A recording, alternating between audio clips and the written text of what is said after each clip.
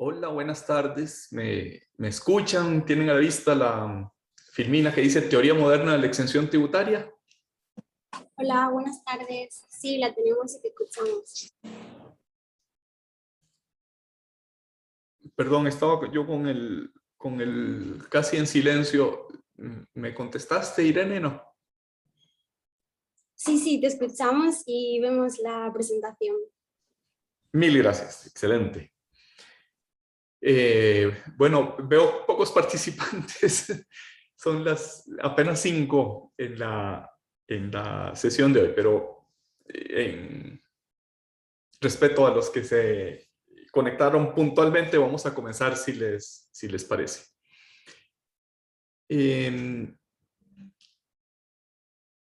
Quizás un par de palabritas. Anoche se emitió el voto de la Sala Constitucional relativo al proyecto de ley de condonación.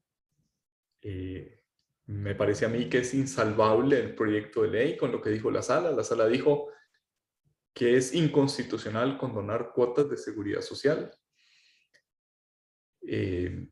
Ustedes saben que yo pienso que eso es un error de la Sala, pero la que manda es la Sala Constitucional. No tengo todavía el voto y probablemente no va a estar disponible en fecha próxima, sino que pasarán, me parece, unas cuantas semanas antes de que esté disponible ese voto.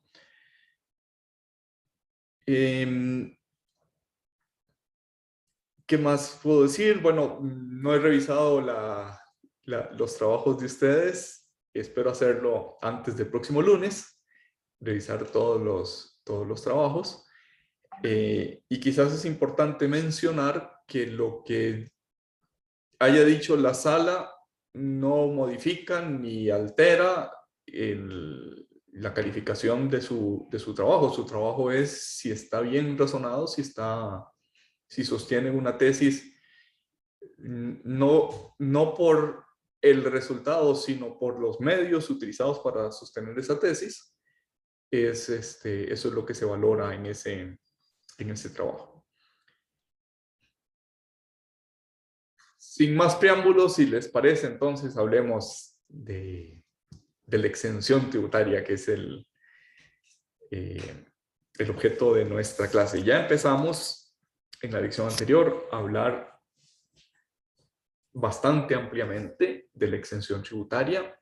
La lección está grabada en YouTube y está subida a la página web de METIX. Y ya creo que podemos dar por vista las dos primeras teorías de la exención tributaria, la teoría de la dispensa y la teoría del impedimento de sus efectos. También empezamos a hablar de la teoría moderna de la exención tributaria, pero como es la más importante, yo quería dedicar unos minutos a esa teoría. Les recuerdo que estoy a su disposición cada vez que quieran intervenir o interrumpir o preguntar o contradecir. Bienvenidos. La clase es de ustedes. El profesor tiene el defecto de que cuando agarra el churuco no lo suelta. Pero ustedes tienen todo el derecho y si les interesa pueden hacerlo así para todas las clases. Me dice Miriam que le mande el proyecto, perdón, el link. Se lo voy a mandar. Un segundito, por favor. Que es el mismo que tenemos siempre.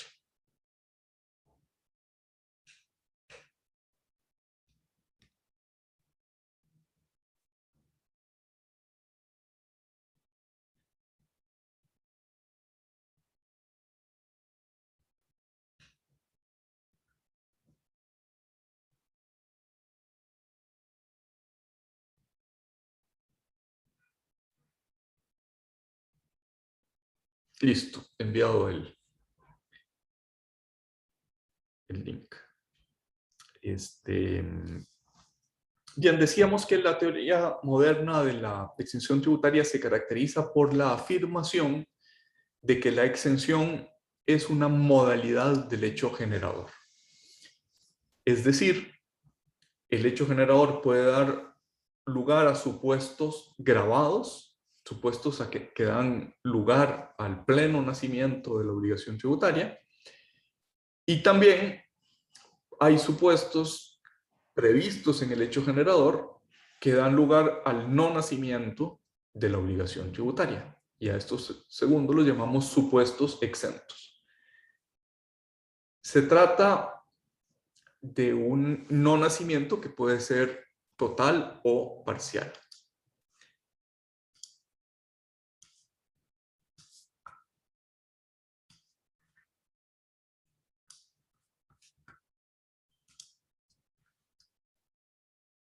A diferencia de la no sujeción, al final de la clase hablaremos de no sujeciones.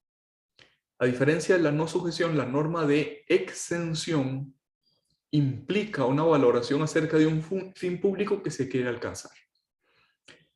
En la no sujeción, lo que decimos es que la norma de grabación tiene unos límites naturales, y la no sujeción está fuera de esos límites.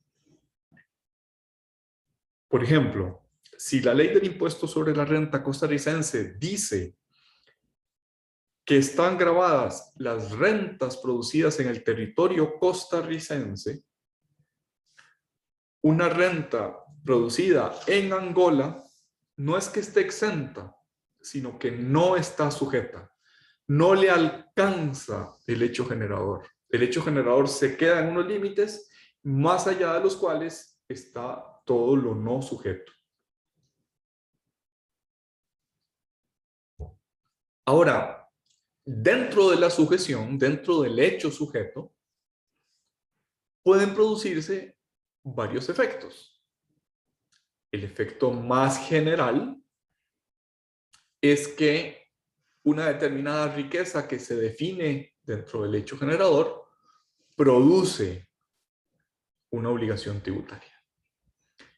Pero podría algunos de esas manifestaciones de riqueza, después de una valoración por parte del legislador, generar un hecho sujeto pero exento. Esto es una exención. Puede generar un individuo exento o puede buscarse una finalidad más allá del individual para otorgar una exención. Pero aquí tal vez es importante decir que en esta tercera teoría, la teoría de la modalidad del hecho generador, los hechos exentos siempre están afectos. Están afectos a una finalidad pública que puede cumplirse en unos casos mediante el pago de una suma de dinero, o bien están afectos mediante el cumplimiento de ciertas finalidades públicas. Ejemplo, por un criterio de justicia podría la norma decir: el aguinaldo está exento del impuesto al salario. Y digo, es un criterio de justicia porque hay una valoración de parte del legislador diciendo: está grabado todos los ingresos que provengan de el trabajo en relación de dependencia, pero no el aguinaldo. ¿Y cuál es el criterio de justicia? Bueno, es que el aguinaldo, cuando se recibe, en el fondo ya está gastado. Ya está gastado porque es la época en la que hay que pagar, como si yo soy empleado y tengo a mi vez empleados, tengo que pagarles aguinaldo. Es la época en que tengo que pagar el marchamo. Es la época en la que tengo que comprar los regalos que se acostumbran por Navidad.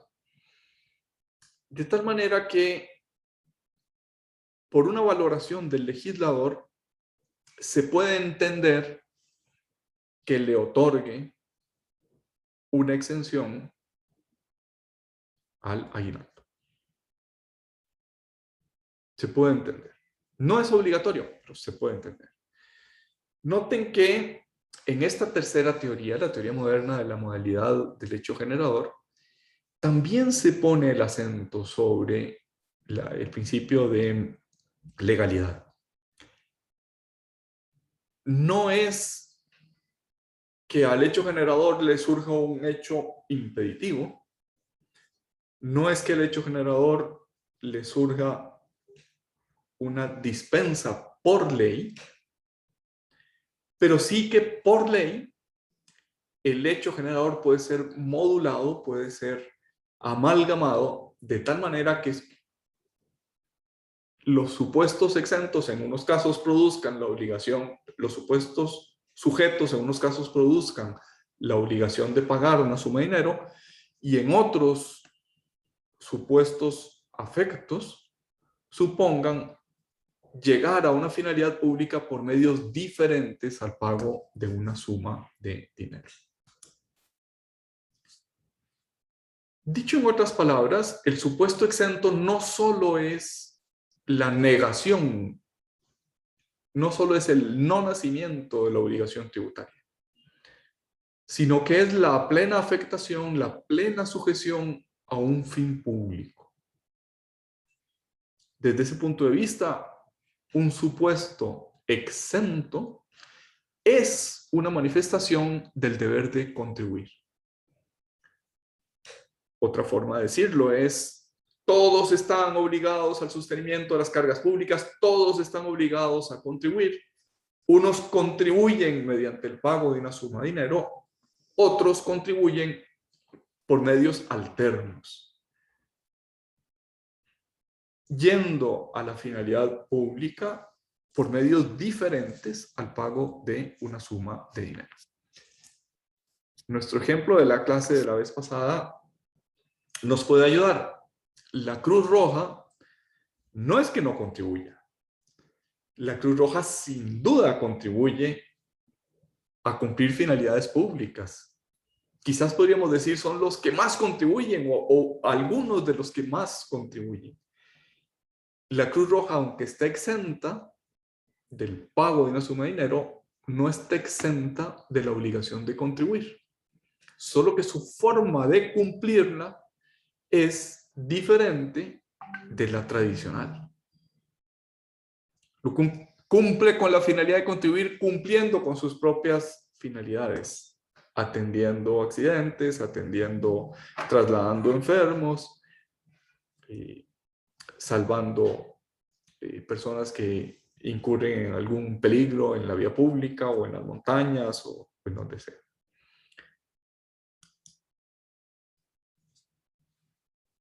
Podríamos decir que cuando estamos ante un supuesto exento, caben dos tipos de obligación contributiva.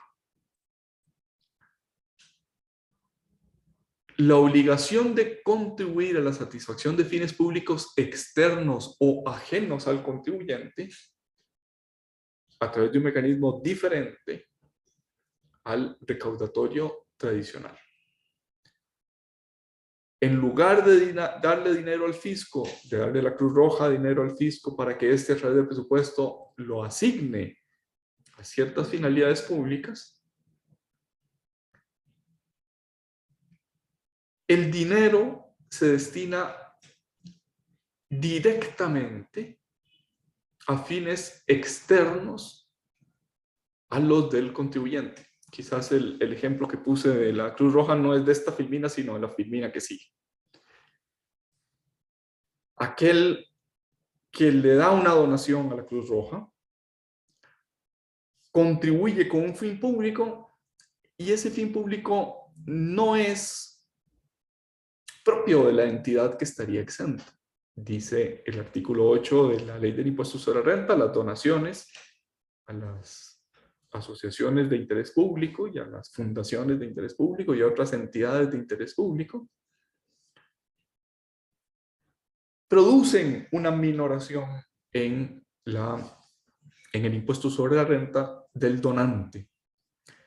Por tanto, quienes donan, en lugar de dar ese dinero al erario público, al Ministerio de Hacienda, lo dan a esta entidad de fin público, a esta entidad declarada de utilidad pública.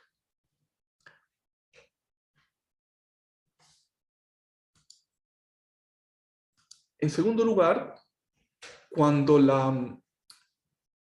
la finalidad que cumple el sujeto exento revierte sobre sí mismo. Cuando se dice, por ejemplo, que los gastos médicos o que los gastos en educación o que los gastos, el mínimo exento para personal y familiar, están exentos, en el fondo lo que está el legislador diciendo es, esa riqueza, porque es riqueza, debe destinarse primariamente a una finalidad pública que es la dignidad de la persona humana, que es el diseño constitucional de cómo han de ser los habitantes de un determinado país. Cuando el contribuyente destina parte de su riqueza, de su capacidad económica, la distribuye o la destina a educación, a alimentación, a gastos médicos, etc., no es que está utilizándolo en una finalidad egoísta, en una finalidad no contributiva, no. Primero está destinando esa riqueza a la primera línea de cumplimiento de los objetivos sociales de la Constitución, a saber, la dignidad de la persona humana.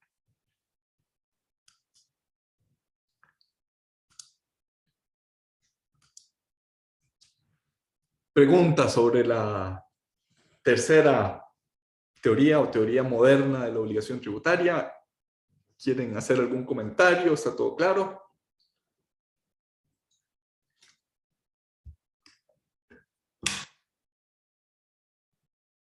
¿No hay preguntas? Seguimos adelante.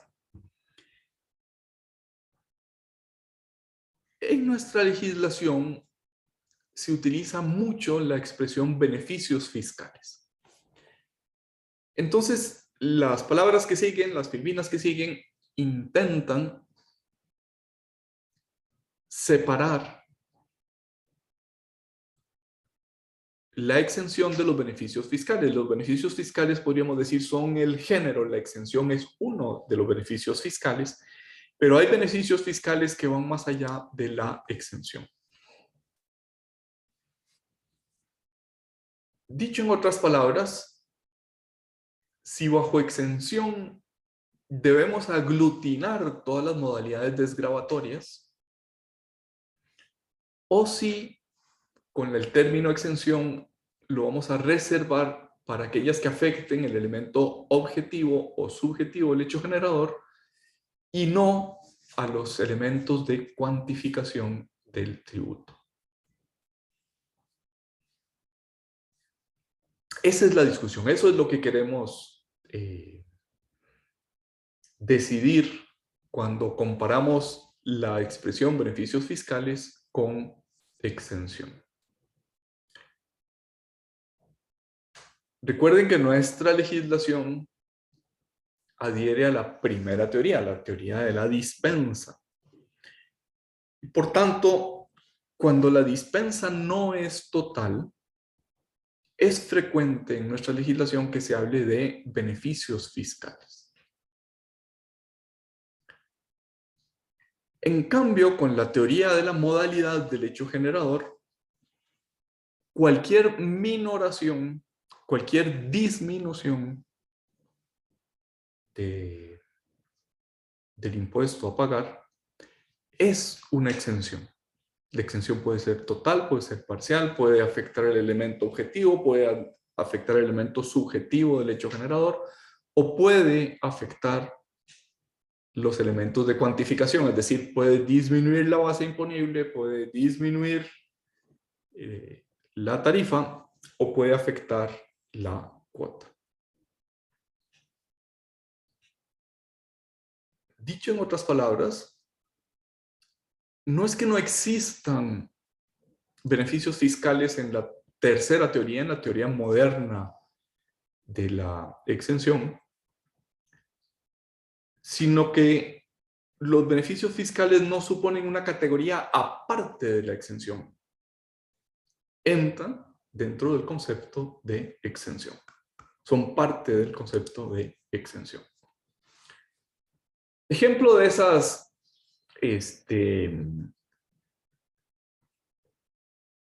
usos de la expresión beneficios fiscales en nuestra legislación.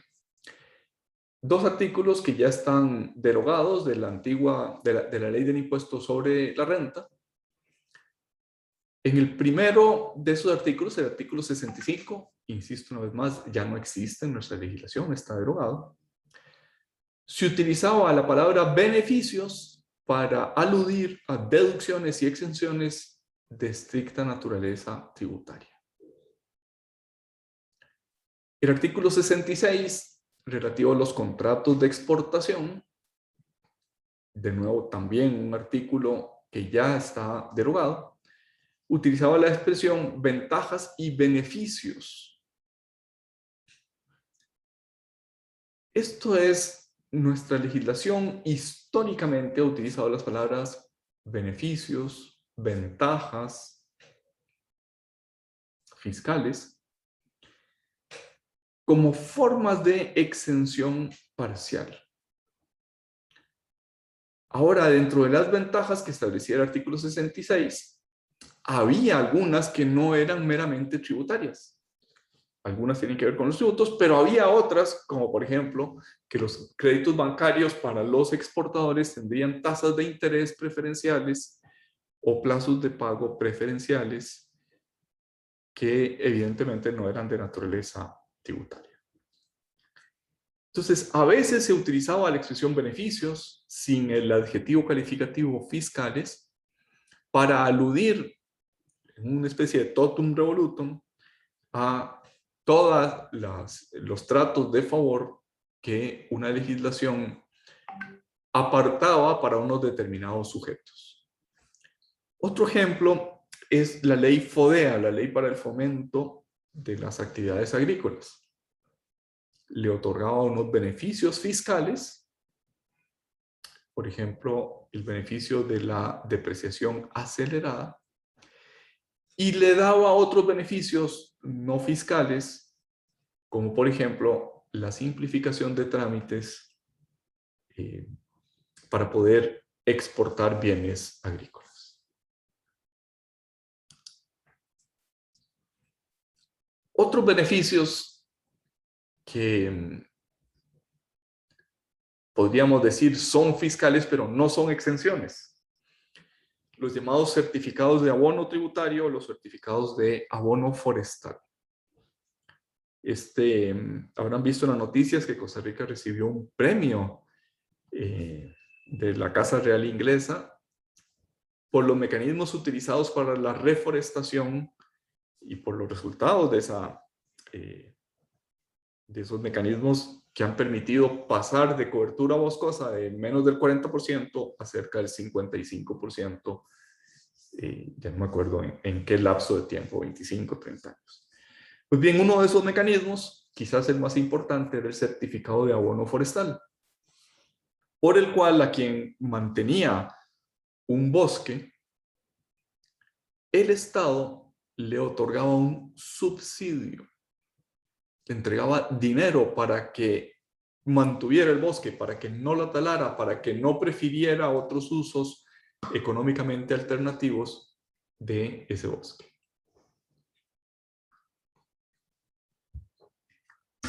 ¿Qué es el certificado de abono forestal? Es un subsidio, es una donación de parte del ente público a favor de una persona privada. Los subsidios son parte del sistema fiscal. Tienen naturaleza fiscal, es un beneficio fiscal, pero no es una exención, porque ni impide el nacimiento de una obligación tributaria, ni lo dispensa, ni tampoco, de acuerdo con la tercera teoría, son una modalidad del hecho generador. Simplemente el certificado de abono forestal es un certificado, un título o valor que sirve para pagar tributos, sirve para pagar impuestos. Entonces, si yo tengo un certificado de abono forestal, puedo ir a pagar al erario público un impuesto con ese título o valor que incorpora un monto que solo sirve para extinguir obligaciones tributarias. Sin duda, aquí beneficio fiscal es más amplio que exención. Beneficio fiscal incluye ese tipo de títulos valores, pero está más allá de la teoría de la exención.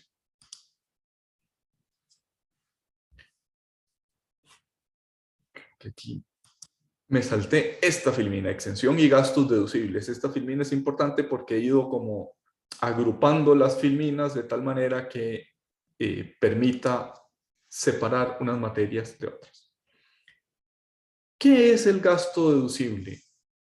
Recuerdan que en algún momento hablamos de que el impuesto sobre la renta considera todos los ingresos menos los gastos necesarios, útiles y pertinentes para la generación de esos ingresos. Todos los ingresos menos ese menos son las deducciones. Deducir quiere decir restar. ¿Alguno de los presentes me leería por favor el artículo 7 de la Ley del Impuesto sobre la Renta?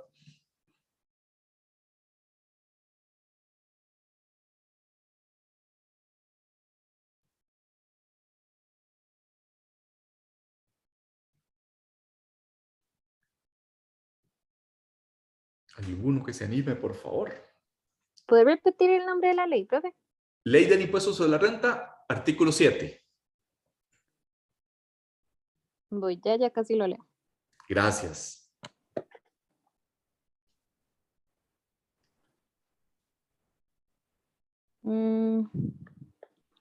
A ver. Ya, ahora sí. Renta neta. La renta neta es el resultado de deducir de la renta bruta los costos y gastos útiles necesarios y pertinentes para producir la utilidad o beneficio. Y las otras erogaciones expresamente autorizadas por esta ley. Debidamente respaldadas por comprobante. Okay. Pausa. ¿De deducir? ¿Qué es deducir? Restar. Restar. O sea, de la renta bruta, resto, disminuyo, deduzco los costos y gastos necesarios, útiles y pertinentes para la generación de la renta bruta. Ejemplo, para obtener ingresos como abogado, necesito alquilar una oficina. De mis ingresos como abogado, resto, deduzco, disminuyo el gasto de alquiler de la oficina. Y también el gasto de salarios de la secretaria o del mensajero, o los gastos de energía eléctrica, o los gastos de conexión a internet, etc. Ingresos brutos menos gastos necesarios, útiles y pertinentes para la generación de esos ingresos brutos. Cuando interrumpí por primera vez a Raquel, después de decir útiles, necesarios, pertinentes, y aquellos otros, ¿nos lees por favor esa línea? Raquel, nuevamente. Erogaciones expresamente autorizadas por ley. Ok. O sea, hay algunas que son necesarias, útiles, pertinentes, y hay otras que, aunque no sean necesarias, útiles y pertinentes, son deducibles porque la ley lo ordena. ¿Se entiende esta distinción? A, útiles, necesarios, pertinentes. B, a pesar de no ser útiles, necesarios, pertinentes, la ley permite su deducción. ¿Se entiende? Si no, no se va a entender lo que voy a decir a continuación.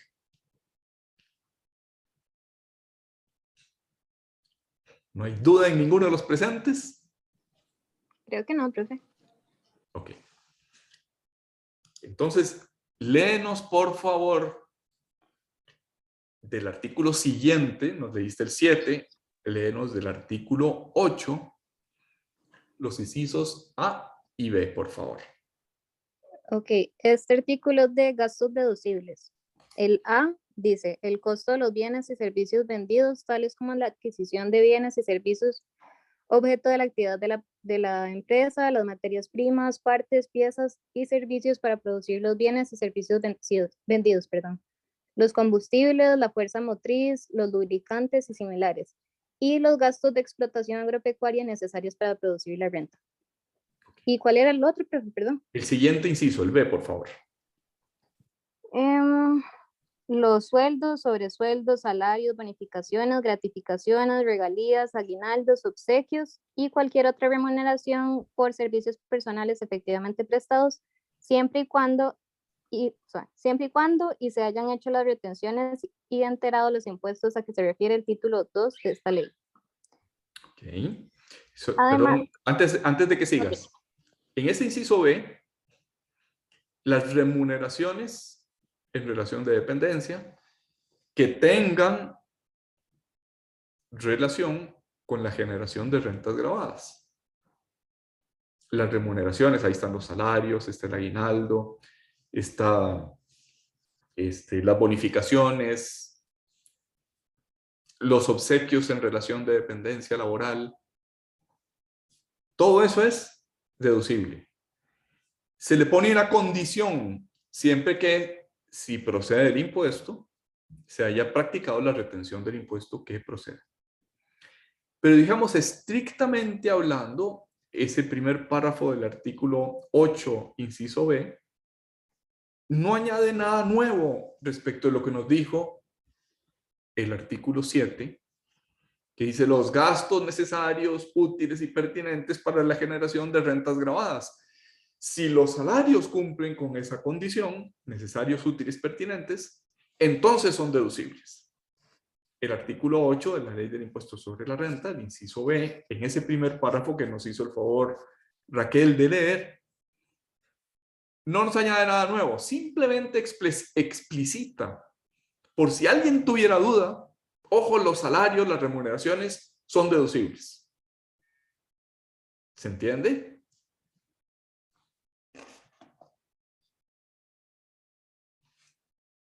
Supongamos que sí. Ahora, Raquel, léenos por favor el inciso B, la parte que quedó pendiente, la segunda parte de ese inciso B del artículo 8 de la Ley del Impuesto sobre la Renta. dice, además podrá deducirse una cantidad igual adicional a la que se pague por los conceptos mencionados en los párrafos anteriores de este artículo a las personas con discapacidad, a quienes se les dificulta tener un puesto competitivo de acuerdo con los requisitos, condiciones y normas que se fijan en la ley. Asimismo, los costos por las adecuaciones a los puestos de trabajo y en las adaptaciones al entorno en los sitios laborales incurridos por el empleador. Además, otra cantidad igual. No solo el salario que le pago a una persona con discapacidad, sino otra cantidad igual. Deduzco el doble. Le pagué 100 a una persona con discapacidad, pero deduzco 200. ¿Se entiende?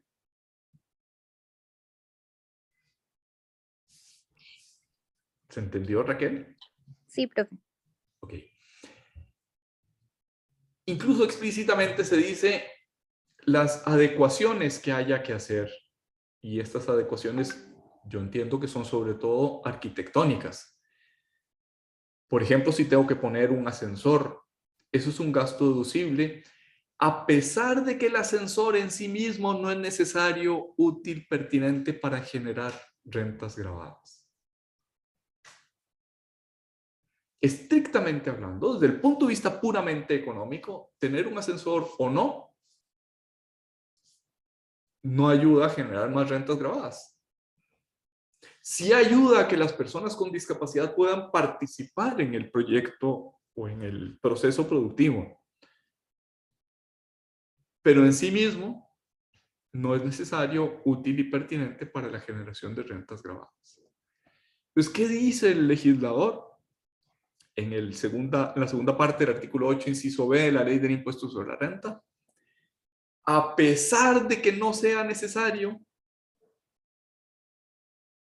útil, pertinente, sin embargo, por otra finalidad pública, incorporar a las personas que tienen discapacidad, darles un trabajo, reconocerles su dignidad como trabajador, los pagos a esas personas o los gastos para adecuación, me imagino que los principales son arquitectónicos, pero podría haber de otra naturaleza. Se me ocurre quizás a una persona que haya que comprarle un software especial, por ejemplo, si tiene discapacidad visual para leer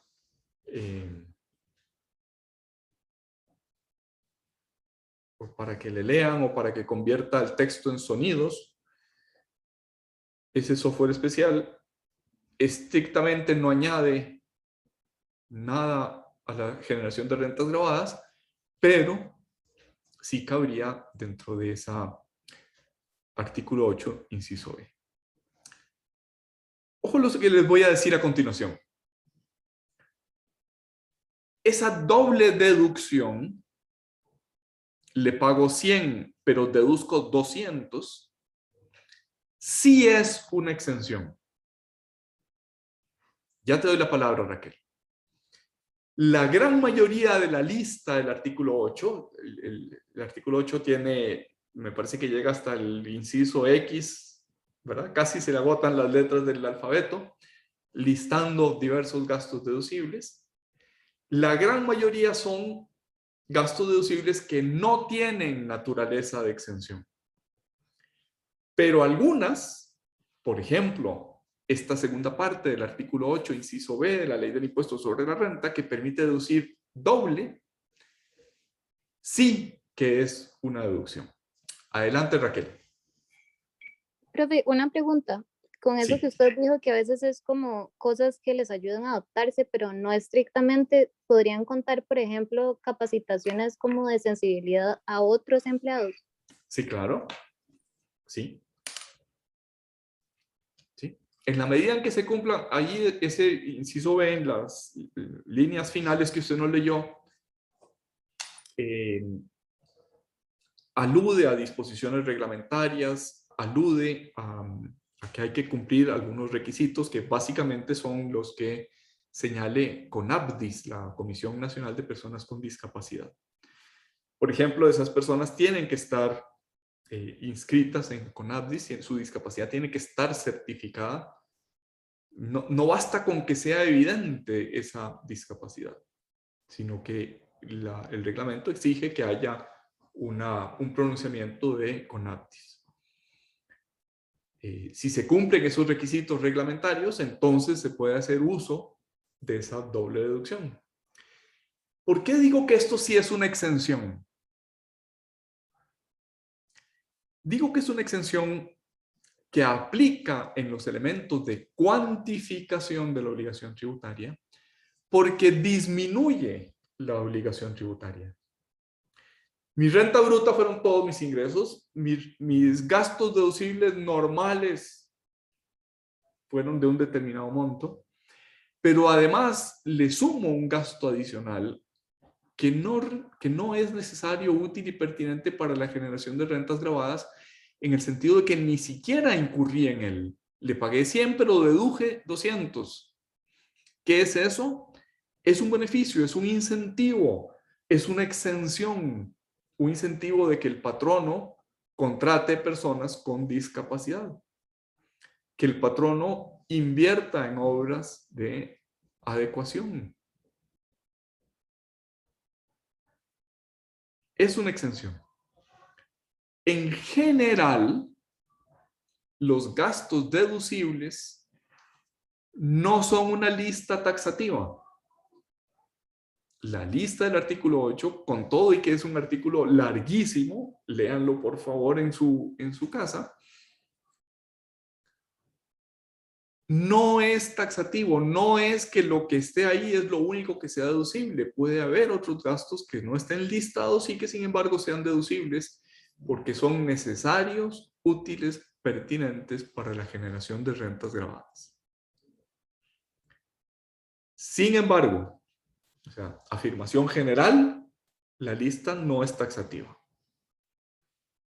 Excepción a esa afirmación general, cuando los gastos deducibles lo son porque son exenciones, la lista sí es taxativa, porque o está en la ley o yo no puedo deducir doble el salario que le pague a una persona con discapacidad. ¿Se entiende la diferencia?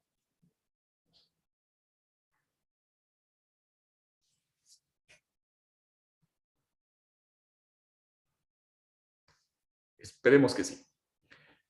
Abusando de tu paciencia, Raquel, ¿nos leerías por favor el inciso Q del artículo 8? El mismo artículo que leíste, inciso Q.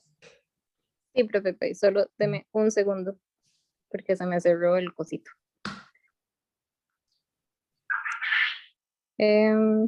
Ay, perdón, voy. 8. 8Q. Ok, ¿Q de qué? sí. Ya casi lo leo, profe. Voy. Sí, cuesta llegarle, son muchos incisos. Ok. F. A ver. Yo voy por la H. Ok, ya ahora sí. Las donaciones debidamente comprobadas que hayan sido entregadas durante el periodo tributario respectivo al Estado, a sus instituciones autónomas y semiautónomas, a corporaciones municipales, a universidades estatales, a la Junta de Protección Social, juntas de educación, instituciones docentes del Estado, a la Cruz Roja y otras organizaciones, instituciones, asociaciones o fundaciones para obras de bien social, científicas o culturales, así como las donaciones realizadas en favor de la Junta Directiva del Parque Recreativo Nacional Playas de Manuel Antonio, de las asociaciones civiles y deportivas declaradas de utilidad pública por el Poder Judicial, al amparo del artículo 32 de la Ley de Asociaciones, o de los comités nombrados oficialmente por la Dirección General de Deportes en las zonas definidas como rurales según el reglamento de esta ley durante el periodo tributario respectivo. Sigo leyendo. Raquel, perdón, te hizo falta la frase con la que inicia el artículo 8. El artículo 8, varias páginas atrás, dice, son gastos deducibles. Ajá. ¿Verdad? Sí. A, B, C, C, de la renta bruta. Sí. Q, las donaciones. Entonces, la pregunta es, ¿esas donaciones son útiles, pertinentes, necesarias para generar rentas gravadas o no?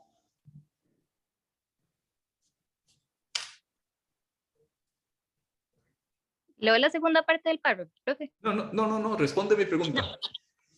Son útiles si yo le doy una donación a cualquiera de las entidades que ahí están.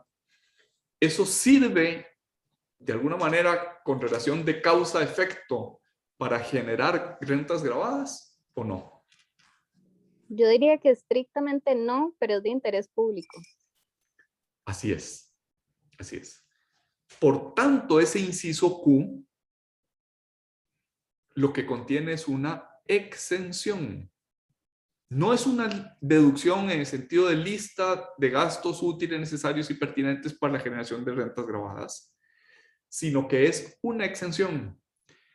Entonces, la lista del artículo 8 no es taxativa, pero algunos ítems del artículo 8 sí que son taxativos, o están en la ley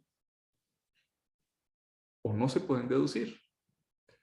Si el inciso Q no estuviera en la ley, o si la segunda parte del inciso B no estuviera en la ley, lo que yo gaste en readecuación, lo que yo gaste en donaciones, no sería deducible. Solo es deducible porque está en la ley.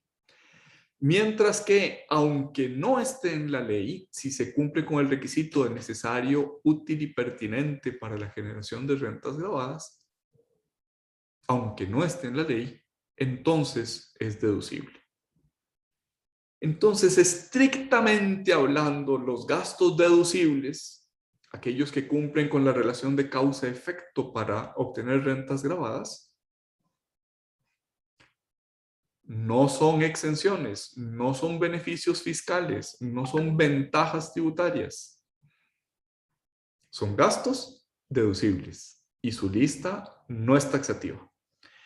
En cambio, aquellos gastos deducibles cuya naturaleza sea la de una exención, por ejemplo, inciso B, segunda parte, por ejemplo, inciso Q de la ley del impuesto sobre la renta, esos sí son exenciones y sí su lista es taxativa.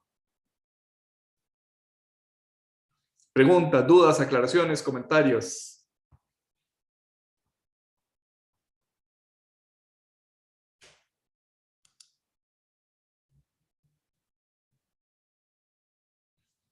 Supongo que se entendió perfectamente. Sí, El artículo... creo. Sí, Raquel, ¿ibas a decir algo? No, que sí se entendió. Bien. El artículo 62 del Código de Normas y Procedimientos Tributarios establece una serie de condiciones y de requisitos. La ley debe ser específica, debe contener las condiciones y los requisitos para cada exención. Debe designar el beneficiario, debe designar las mercancías que estén exentas, debe designar los tributos que comprende, debe decir si la exención es total o parcial, debe decir si es indefinida o si tiene un plazo de duración. En el caso de algunas exenciones que son temporales, por ejemplo, la importación de vehículos por parte de diplomáticos, debe decir la norma si al final del plazo de la exención las mercancías se pueden vender o si para venderlas hay que liquidar los impuestos, si se puede o no se puede autorizar el traspaso a terceros y en qué condiciones, etc. Dice el segundo párrafo de ese artículo que los contratos y resoluciones o acuerdos emitidos por una institución pública otorgando un beneficio fiscal, leamos entre comillas o entre paréntesis aquí, los acuerdos que conceden el régimen de zona franca a un inversionista, es nulo si no especifica que el Estado puede revocar ese beneficio en cualquier momento. Dicho en otras palabras, a pesar de tener un acuerdo, a pesar de tener un contrato en sentido no del Código Civil, sino un contrato administrativo, a pesar de emitirse una resolución otorgando el régimen de zona franca, tal contrato, resolución o acuerdo sería nulo si no advierte en su propio texto que es revocable sin responsabilidad para la administración pública. Es una de las condiciones del artículo 62 y 64 del Código de Normas y Procedimientos Tributarios. Todavía el tercer párrafo añade un requisito adicional. El beneficiario, el que solicite una exención, no puede estar moroso con el erario público. Tiene que estar al día con los tributos que administre la administración tributaria como condición para su otorgamiento. Ejemplo, yo les comenté que hay una exención cuando uno trae maquinaria agrícola. Supongamos que yo importo un helicóptero para fumigación. Como ese helicóptero o esa avioneta para fumigación se puede utilizar para distintos fines, tengo que pedirle a la Dirección General de Hacienda que me otorgue la exención en vista de la finalidad a la que se somete ese bien a importar. Pues bien, la Dirección General de Hacienda no me otorga la nota de exención, que ese es el nombre, sino cuando yo estoy al día con el pago de todos mis tributos. Si no he pagado, por ejemplo, y ya se venció el impuesto al valor agregado que debía haber entregado el 15 de octubre, la Dirección General de Hacienda no me otorga la nota de exención. Es un requisito previsto en el Código de Normas y Procedimientos Tributarios. Llevamos 50 minutos, vamos a hacer una pausa en este momento y regresamos dentro de 10 minutos con la clasificación de las exenciones.